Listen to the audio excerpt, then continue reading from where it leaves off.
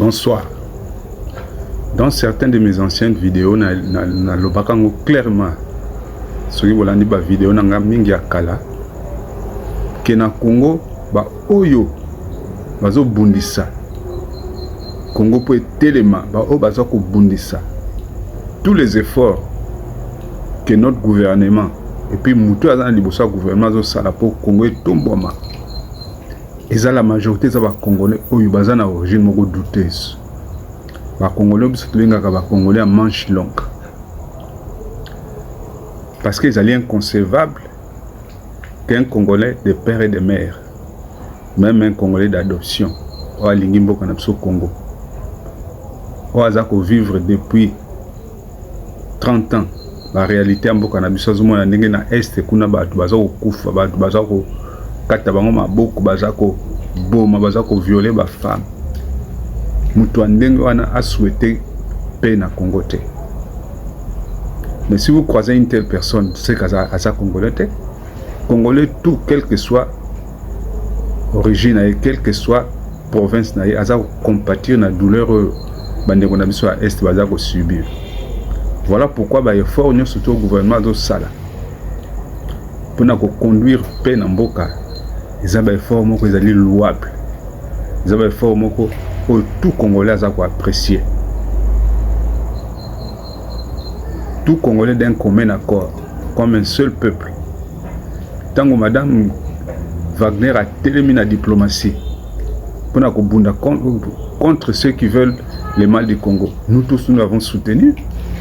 Tout le monde moi si on a bondi na Conseil des Nations Unies, il a sommet surtout on a exposé une femme devant une multitude d'hommes, et puis langage elle a tenu ferme, puisque tu dois soutenir soit moralement, soit spirituellement, soit physiquement. Tu dois soutenir pour le combat à mener. Aujourd'hui, combat naïe, bien sûr avec soutien, il y a le président de la République, a porté des fruits. Et après 30 ans, je ne peux pas dire de servitude parce que c'est donner un peu de valeur na Rwanda et puis na Bambo comme ça, agressé. Après 30 ans d'agression, Congo enfin à quoi nous allons respirer quand même Kimia. Quand un Congolais se démarque et il arrive à faire des choses comme ça, tout Bethléem a beaucoup. Parce que l'opposition, on s'oppose à un gouvernement en place, on s'oppose au projet de société du gouvernement, mais on ne s'oppose pas à tes frères qui sont dans ce gouvernement comme individus. Depuis curieusement, depuis Makambongo et Bandakune à Est, les propres natifs à Est, soi-disant natifs à Est, batokola ba Kamere, batokola ba Bahati Lukwebo, baza ebele. Ils ne se sont pas levés comme un seul homme pour défendre Mabena Banguna Bazo Kufa Kili Kili. Par contre, ceux qui ont dit le rôle à langage il y a Kamere. Par contre, ce sont des gens qui trouvent cette situation de normale. Kamere, si j'ai une bonne mémoire, na monité place à télémi, à sali meeting, à sali discours, à sali message moko ya makasi pour nous soutenir bata Est contre agression aux Talibanda, pour nous compatir na malheur à bande kona bango bazawana. Motus bouche cousue. Na moni sikate Bahati à télémi pour que nous talaba bande kona kuna Est bazokufa. Et toutes ces personnes là se lèvent. Ils comprennent qu'il y a une population là-bas qui souffre dans la période de l'élection. Période de l'élection, télé babango tout baké kuna na t-shirt, carton à poulet, carton à dindon, niveau ko kablo na population. Mais tant campagne ici, tant élection ici, est-ce que bazongo sous school? Voilà pourquoi je dis que ceux qui botali bien.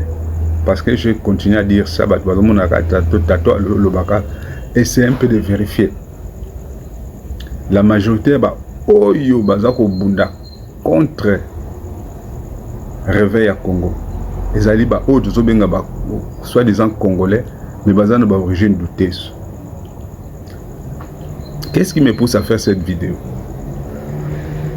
Dans la vidéo moko boye, il y a Francine Muyumba, si c'est Francine Muyumba, un kabiliste de son état.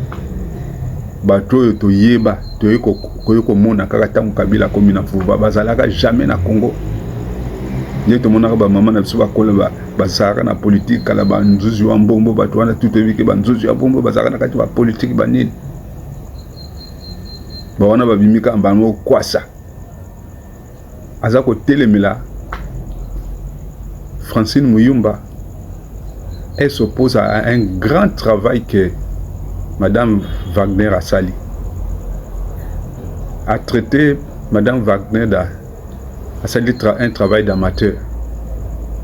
C'est comme si elle a professionnel, tant elle a eu la diplomatie, elle a ba makama minene jusqu'à dire que non. Accord et signama, oyo simbate. Au fait, batoyo balingi Congo ebongate na mutu na bango baza sûr que accord et simbate. Na mutu na bango te meza souhait na bango que accord et simbate.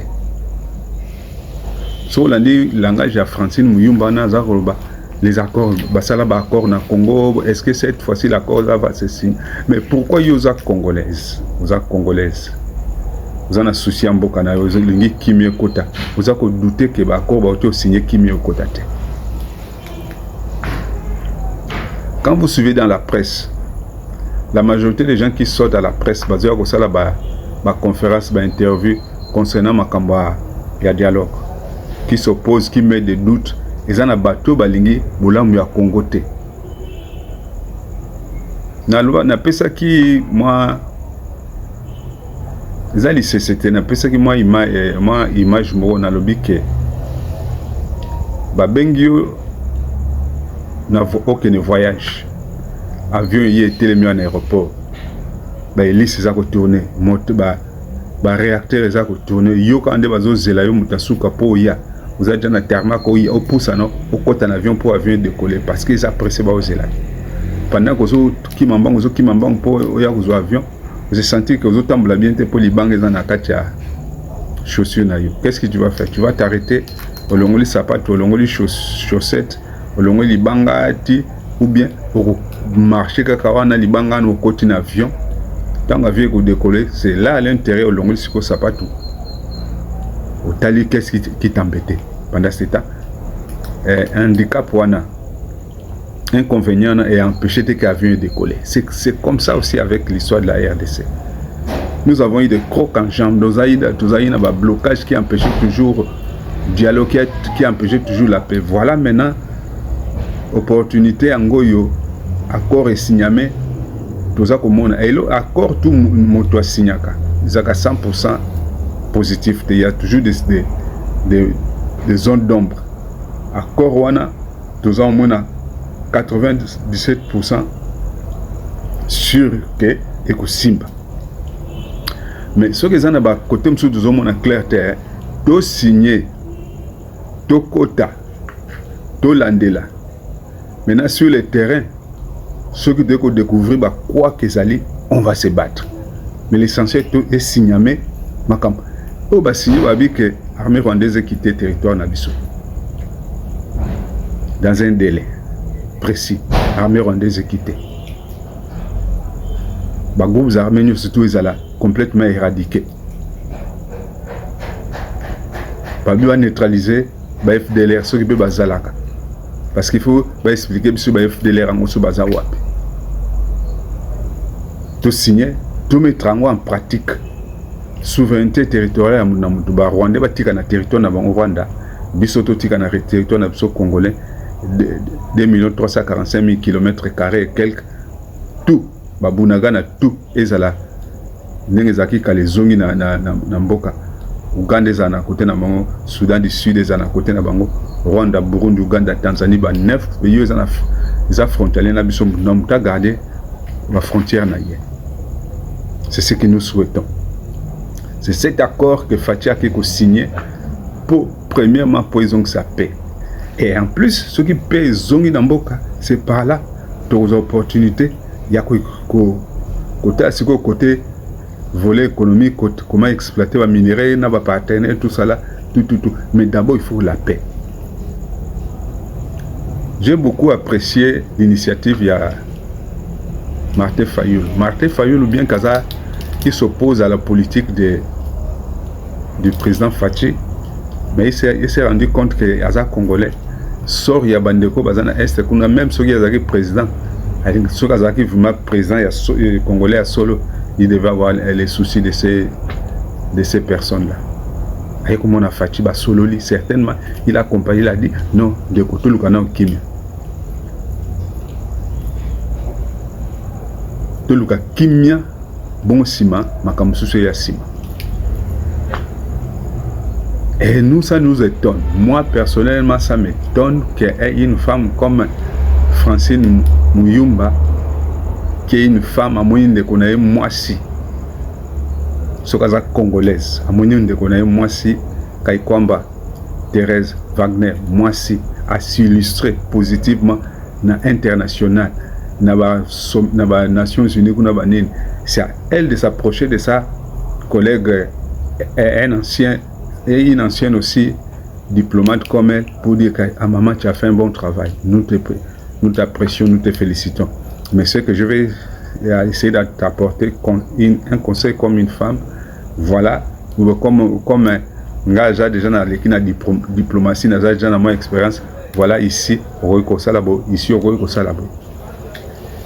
Azamayele, Aroyoka conseil, Aroyoka ce qui est, alors ça, les Fachi, président naye maître naye patron naye salaka Fachi soko opousse un peu naye au PC conseil ayoki mais atte que le PC conseil ayoki yo sako sala non, il va examiner, il va étudier, il va tirer ce qui est bon, appliquer. Mais elle, c'est pas ça ce qu'elle a fait. Elle est sortie sur la presse, elle a traité de Wagner qui a travaillé comme un amateur mokoboye, a évité bonaboy, est-ce que bonaboy. Finalement, pas si la réussite, il y a politique à Fachi Zosala, motema pas si, ne ba kabiliste, bato balingi Congote, surtout ba oyo ba outi, ba Congolais nganga benga ba Congolais à manche longue, o ba uta musika, et puis to yebani na biso na Congo to yebani, tozana na Kinshasa, na RDC, République démocratique du Congo, Royaume Congo. Toana ba groupe ethnique, toana ba Congo, toana ba Swahili, toana ba Luba, toana ba Lingala. Tango papa Etienne a Roloba na français. Tango zoloba français na ye, ozakutu même ozaki na pongi otiko la moko yo yeka mbamoko zo kanenga zoloba yebike wa muluba ndia zoloba. Onde muluba za koloba. Tango vient mungula koloba, ce qui vient mungula telemi za koloba, olobia ovia il faut za kamta bandudu. Donc ça veut dire tout, biso na Congo tozana ba accent na biso ekola na ba langage na biso to lobaka. Ekola Jean-Pierre Bemba tanga zoloba français faut yoka, faut donc ozomona ke na suko yebuze ba timbre ya bangale za na kati. De la même façon, tant que Rwandais, malgré que côté Namboka, na biso ba Congolais, ba zaro tanga zaro le français na ye, ba Cameroun tanga zaro le français na ye, oza miso au kangama ba tio place à Molilo ba ke oyo za français oza Congolais moko boso za Congolais a uta soit na Rwanda, soit na Burundi. Accent ça. C'est pareillement avec la femme là qu'on appelle Muyumba. Tanga zaro le boso ka ke oza azolo ba accent ya région ni. Accent à Bandunduté, accent à Kassaïté. Et nous les avons acceptés comme ça. Au lieu que, après les avoir acceptés, va s'intégrer positivement pour le Congo et Téléma. Ça la front commun pour Congo et Kouya. Dans l'histoire à monde, un président qui a été à la tête d'un peuple pendant 18 ans, pendant 10 ans ou bien 15 ans, et après il devient rebelle, pour faire du mal à ce même peuple. Ils allaient rater. Dans l'histoire du monde, c'est le premier cas. Ils allaient cas Joseph Kabila. Mais faut-il savoir, il a fait ça parce qu'il est congolais, ou bien il a fait ça parce qu'il n'est pas congolais. S'il était congolais, il n'allait pas faire ça. Est-ce qu'il n'a pas peur de Kuna? Les politiciens ont dit les bazate ou ba suivre na folie na ya bazali. Les politiciens ont dit les batali ah ngaza de père et de mère. Malgré tout pour na un jour ko beba na ya père de mboka na ngate ba fa na bango kimia. Bosi boyoki déclaration ya obemina ko bana Kabila kima na ya kenda kuna. Bosi boyoka ba déclaration ya Shadari que aza ko soutenir position ya Kabila na Goma. Et tous ceux qui se mettent sur la scène publique pour nous soutenir position ya Kabila côté Kenda, ils sont congolais, il y a le Kouta. Voilà pourquoi nous avons dit que au niveau de l'Assemblée nationale, nous devons penser à créer une loi qui va traiter les problèmes de l'usurpation d'identité. Parce que l'identité est beaucoup usurpée dans le bateau baouti ailleurs. On apprend maintenant que dans l'Assemblée nationale, ou dans l'Assemblée nationale, Kamera est président. Kamera est payé sur les français. Quand on a accent, on a accent, on a les voisins, donc la Rwandais, donc la Burundi, et donc, ils ont origine. Maintenant, on apprend qu'à l'Assemblée nationale, il y a au moins 200 et quelques députés qui ont origine. Bazabatu, il y a origine, il y a le Kouta. Donc, on a bien côté la biso langage moko to boyango à 100%, à 1000% congolais rwandophone bazala raté. Tout les congolais bazala raté. Et ko kotaka jamais na ba groupe na biso ya groupe de peuple na Congo, congolais rwandophone bako zala jamais. Tout les congolais bako zala jamais. N'a évité parce qu'on n'a jamais pensé à ça. Mais un jour, même tant que tu as les sociétés, le Congo est debout. Par rapport à ce peuple, il y a qui va un jour, il y aura un souverain qui se lèvera. Alors, c'est trop. Ça n'est assez. Le Rwanda, vous avez dérangé. Tu continues à envahir Rwanda, tu kangiango tu annexer na Congo. Tu continues à Congo. Comme si moi province ya Congo. Histoire ici là. Parce que dans l'histoire passée, tout le monde a une carte sur la géographie. Rwanda na Burundi, ils sont rattachés na Congo. Congo a kala la période avant l'indépendance Rwanda Burundi, ils sont rattachés na Congo.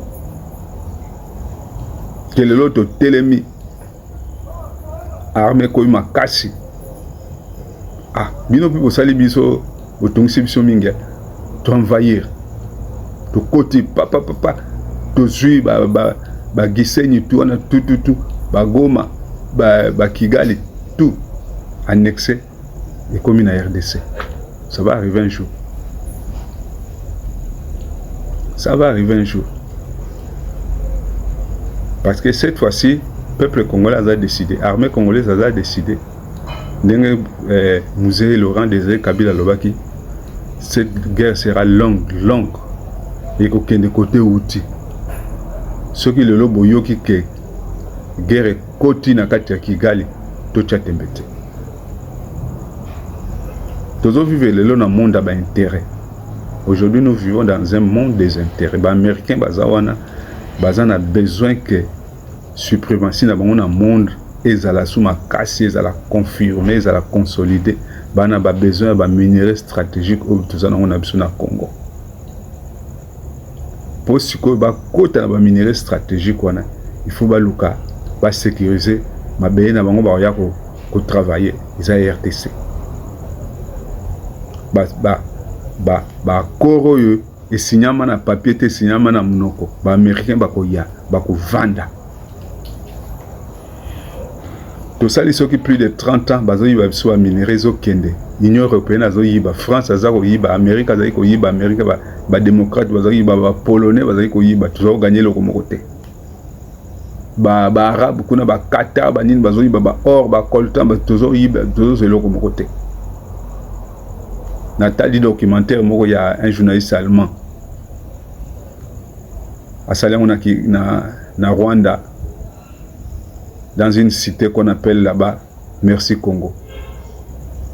Tous les journalistes ont question, les journalistes ont posé les Rwandais, ils ont écouté la cité au Merci Congo.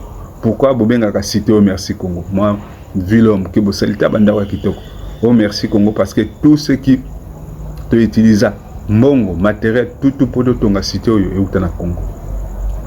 Imagine un peu. Batu baye dondu nani na mboka na mbongo na biso. Pendant cet abisso moko na mboka na biso pauvreté leki. Ça fait quand même mal quand babenga de ces pays pauvres alors que nous sommes un pays solution. Et là tout monde on a besoin sur ailleurs. J'ai croisé une fois un papa na Pointe-Noire. C'était vers les années 90. Ce papa qui m'a guerre na Kisangani aye à côté Kinshasa, Kati, Brazzaville aye na Pointe-Noire. Tant na moni na marché na Pointe-Noire aye ba emi awa aza congolais ya Kisasa aza Zaïwa. Ah, le gars là, le papa est venu me voir, le binanga papa. Mboka na bino bozana mboka moza d'une grande bénédiction. Ngana vana na Kisangani na zana mwasi ya Kisangani na bala. Tuzana bana me guerre esala ki azali muta Guinée Conakry. Guerre esali kengana bimana ya kotoy. Ce qui est sûr na mboka na bino. Il y a tout ce qui peut rendre quelqu'un riche. Il suffit ozana maboko na ona makolo na mutu na misu na munoko. Oyibi koloba, oyibi koyoko, oyibi kosala, okoma riche. Tu peux partir, débarquer au Congo, bredouille main vide. Mais avec ton intelligence, l'objet comme milliardaire. Soko lingi, okoma milliardaire na ndenga ya sous-sol, okoma na sous-sol. Soko lingi okoma milliardaire na sol, bilango okoma milliardaire. Olingi okoma milliardaire na ndenga mai pêche, okoma milliardaire. Il y a des gens qui reconnaissent ça. Ba voisin na biso sikoyo, ba Rwandais bango. C'est comme si leur pays existe par le Congo. Sans Congo, le Rwanda ne peut pas exister. Il y a un moment qu'à chaque fois quand la négociation commence à la pour RDCP, Kota Papa Kagame, Belaka, comme un malade. Donc, il est en train de s'imaginer, mais après ici, j'irai où je ferai quoi? Vaut mieux la du Makamo Tombo qui poste la position qui tire à rendement. Dans toute chose, il y a toujours un début, il y a toujours une fin. Mais cette fois-ci, exactement na souka. Bato bazoko douter pour na accord ezoko salama. Pour na accord et signamé, va vivre longtemps, ba mona ndenge makambo ezoko salama. D'ici décembre, quelque chose va se passer. Alors, ce qui doit apprendre que ceux qui sont au gouvernement, ceux qui sont aux affaires, au niveau du Congo, ils se lèvent pour la paix dans Mboka, pour la réussite, il y a accord, il y a paix. Tout soutenir, tout mettre la main beaucoup. Mais comment se fait-il que Zaka Kabatuya peut perdre, Batuya opposition? Et la majorité a battu en opposition, Zaka Kabatuya, la majorité, Congolais, mais soi-disant Congolais. Oso bote mina yazo luba wakisana yo comprendre kake oyebi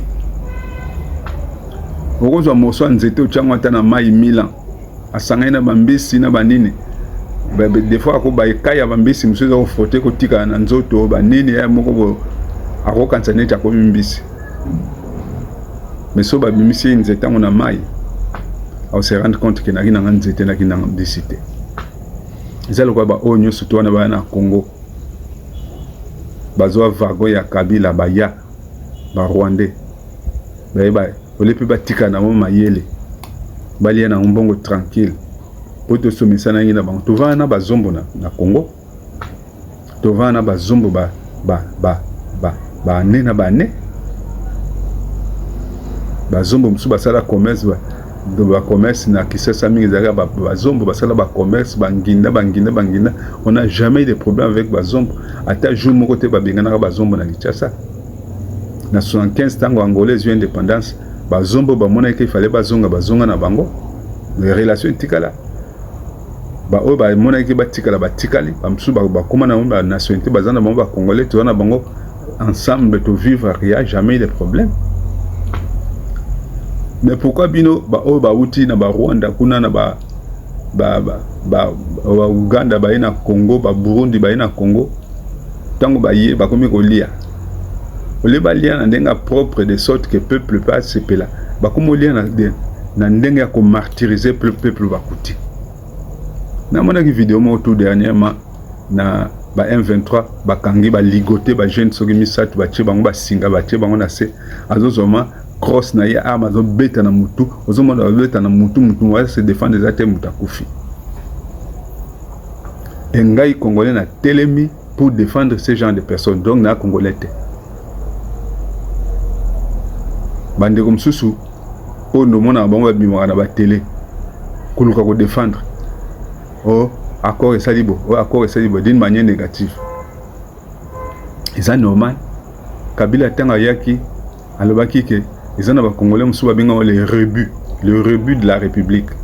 Tant on a qu'un dictionnaire Nathalie rebut de la République, ça veut dire que parmi les Congolais, les plus mauvais, ils ont wana.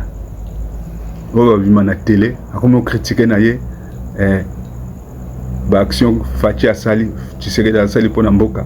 Comme qu'on critiquait naie premier ministre Souminois basé Constant Mutamba batie wana pour éradiquer Kuluna et éradiquer l'injustice Mutamba comme ko sala Mutamba comme sala ba télémélier pour tout ça la musana malamu baté babi fallait pas ça le fallait tika kaka justice ngo sala rande ngwana pour Fatia la suna deuxième mandat na pour premier mandat Fatia la kalobeke na sali malamu mais na échoué côté justice. Mutamba ndesi kwa linga pesa Fachi pronostic bien na deuxième mandat na ye côté justice ba côté likopo ba camere ba le monsieur Mvonde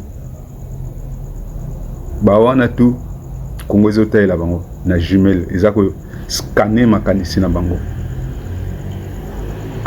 ce va sala ki yango pona justice ko féliciter bango mais ce va sala ko pona justice va ko payer les prix. Voilà.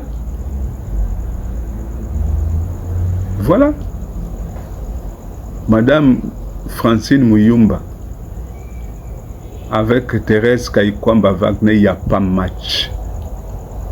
Même hier, sur la Francine Muyumba, la diplomatie dans une période à Kabila. Ce qui est Wagner, dans la période où il n'y a pas match. Madame Wagner, c'est une femme certainement nommée la femme politique de l'année dans le monde, pas dans le Congo mais dans le monde, la femme leader politique dans le monde parce qu'elle n'a pas seulement secoué le Congo, elle n'a pas secoué l'Amérique mais elle a secoué le monde entier. La Margaret Thatcher à l'époque. Quand on parle de Thérèse Kayikwamba Wagner, on passe directement à Madame Margaret Thatcher, la dame de fer. Ce sont des femmes que lobby, on parlera d'elles. Allons continuer à soutenir nos actions. Du moins, moi j'ai la foi, j'ai la ferme assurance que accord de paix est au Simba. Mettons-nous seulement, soutenons ceux qui les appliquent sur le terrain. Soutenons ceux qui les appliquent sur le terrain. Ceux qui connaissent une langue azali intelligent, s'il est sage, cet homme il sait ce qu'il doit faire. Le peuple congolais n'est pas rancunier, le peuple congolais n'est pas mauvais.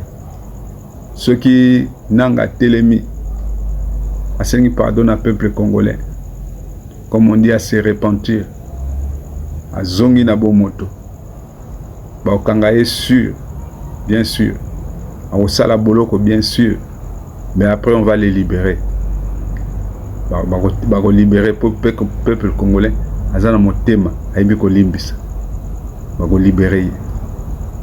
Mais soka s'entêter kaka na ba folie na Zolanda. Ah, prophète Denis Lesiba, prophétie na ye iratakate. Alobi déjà na prophétie na ye que le 20 décembre passé, alobi azomona mutamba un jeune politicien azoya na fogu même bakokanga ye akolongwa gouvernement, mais quelques temps après akozonga avec succès. C'est ce que nous avons vu. Il tire jusqu'au retour à mutamba. Alobi que Kone Nanga akokufa. Alobi que Kabila akokufa mais na libande ya Congo akokufa sur le territoire congolais. Quand un prophète parle, alobaki azomona mosala nzambe monene akokufa. Moi si mosala nzambe moko akokufa. Baruti akufa puis maman moi c'est Tunasi, maman Blanche akufaki. Alobi que kala mingi te toko assisté na liwa ya musicien congolais moko ya ba promotion ba Kofi ba Bozi tout ça là kombo nego izana ona kat abi mosala nzambe moko azana kombo ya izana lettre E na kombo na EP ya kokufa. Nous allons voir on va voir ce qui va se passer. Voilà, peuple congolais, dressons nos fronts longtemps courbés et nous bâtirons un pays plus beau qu'avant et dans la paix. Merci.